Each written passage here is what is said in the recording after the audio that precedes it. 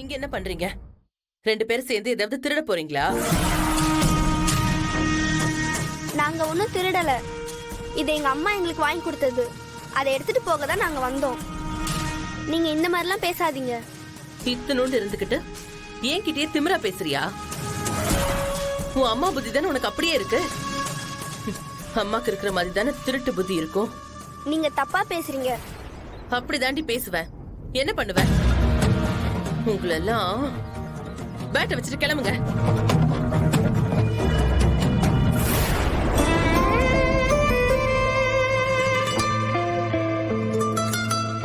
பாட்டி, குழந்தைங்க இன்னும் வரலையா? தெரியலையே பாரதி. பேட் எடுத்துட்டு வரேன்னு மொட்டை மாடிக்கு தான் போனாங்க. இன்னும் வரலையே. சரி, நீங்க எல்லாத்தையும் எடுத்து வைங்க, நான் போய் பார்த்துட்டு வந்துடுறேன்.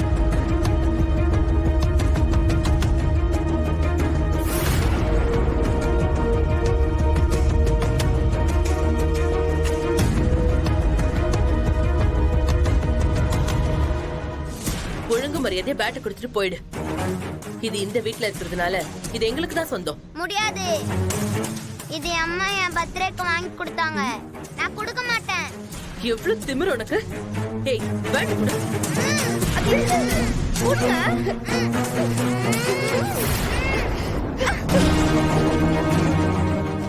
என்னைய தள்ளி விடுறியா? பேட்டை கொடு.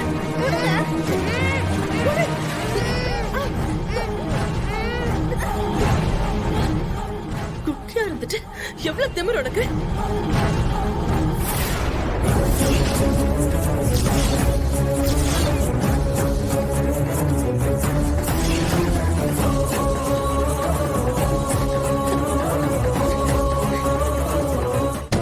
எதுக்கு என் கைய பிடிக்கிற?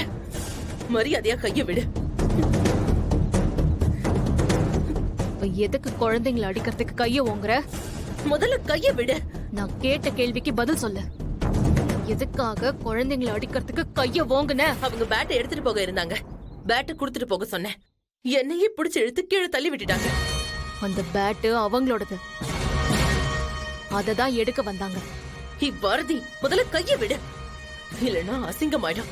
என்ன மிரட்டுறியா?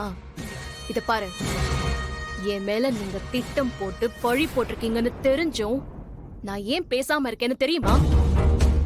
அதனால பசங்க பாதிக்கப்பட்ட கூடாதுன்னு தான் நான் அமைதியா இருக்கேன்.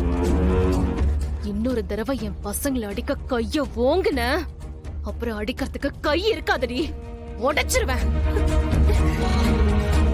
கைய விடு பாரதி.